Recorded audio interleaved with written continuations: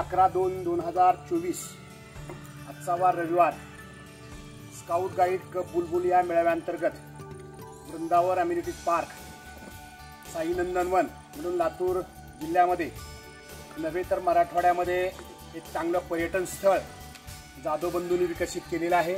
लहान मुलापासून वयोवृद्ध माणसापर्यंत इथं चांगल्या सुविधा आहेत, राहण्याच्या चांगल्या सुविधा आहेत। त्याच पद्धतीने अल्प उपहार आणि जेवणाची पण त्या ठिकाणी उत्तम सोय आहे। अम्युनिटी पार्कमध्ये लहान मुलांसाठी आणि मोठ्या माणसांसाठी सुद्धा अतिशय चांगल्या पद्धतीची सर्व्हिस आणि चांगल्या पद्धतीचा व्यवहार इथले सर्व नौकर करत असतात।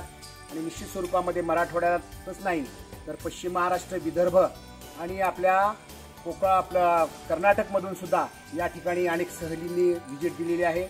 आणि त्यांनी या वृंदावन अम्युनिटी पार्क संदर्भामध्ये अतिशय समाधान असं व्यक्त केलेलं आहे। एका डोंगराच्या माथ्यावर असंख्य असे वृक्ष संवर्धन केलेले आहेत, जे केशर आंब्याची झाडं असतील, त्याच पद्धतीनं चिक्कूची झाडं असतील, अनेक फळांची झाडं इथं जोपासलेली आहेत। वृक्षवल्ली आम्हा सोयरी वनचरी या पद्धतीनं संत तुकाराम महाराजांच्या उक्तीप्रमाणे इथलं नंदनवन निर्माण करण्याचा जाधव बंधूंनी जो प्रयत्न केलेला आहे तो अतुलनीय आहे। आज दिनांक 11/2/2024 आम्हाला या वृंदावन अम्युनिटी पार्कमध्ये कन्सेशनच्या स्वरूपामध्ये जाधव बंधूंनी जिल्हा परिषद केंद्रीय प्राथमिक शाळा गातेगावच्या मुलांना 150 रुपयामध्ये पॅकेज उपलब्ध करून दिले आहे। इथं अनेक गटानुसार पॅकेजेस उपलब्ध आहेत आणि आपण त्याचा आनंद घेऊ शकतात। बोटिंग असेल, रायडिंग असेल, ट्रेनची सफर असेल, त्याच पद्धतीनं आपण अनेक अम्युनिटी पार्कला भेट देतो। तिथल्याही काही सुखसुविधा या ठिकाणी उपलब्ध आहेत। आणि सर्वात महत्त्वाची व्यवस्था म्हणजे इथली जे नौकर आहेत ते आत्मीयतेनं आणि चांगल्या पद्धतीने लोकांना ट्रीट करतात।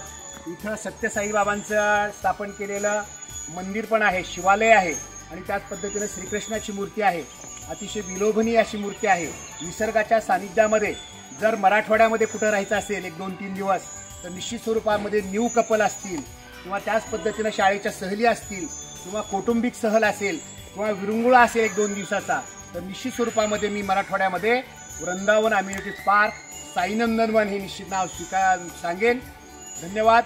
आपण माझी बाईट शांततेने ऐकून घेतलात आणि अशाच बाईटसाठी आपण एक वेळेस निश्चित स्वरूपामध्ये वृंदावन अम्युनिटी पार्कला भेट द्या। आपल्या सर्वांच्या इच्छा नक्कीच पूर्ण होतील। जय हिंद, जय महाराष्ट्र, जय मराठवाडा।